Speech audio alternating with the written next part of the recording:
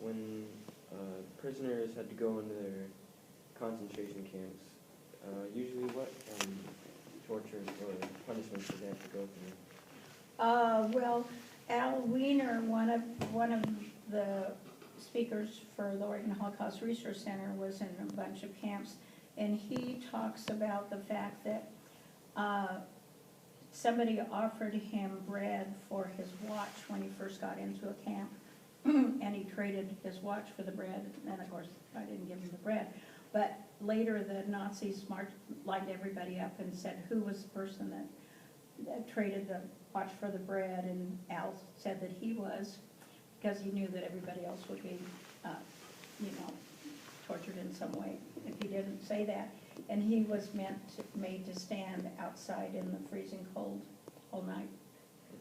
So it just depended on the person in the camp. Some of the people were horrible, horrible people, and some of them were a little bit more humane.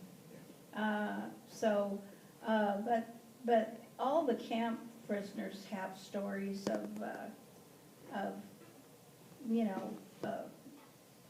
especially starvation, no food, and waiting in line and standing for hours during,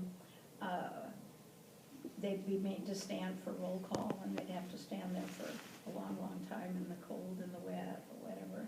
So it just kind of depended on who was in the camp. Even people in the same camps had different stories.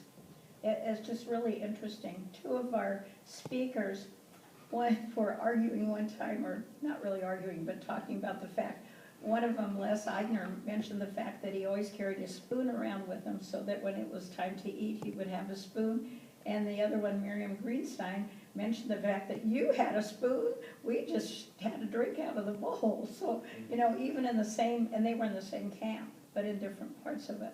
And so even in the same camp, people had different experiences to whoever was in charge.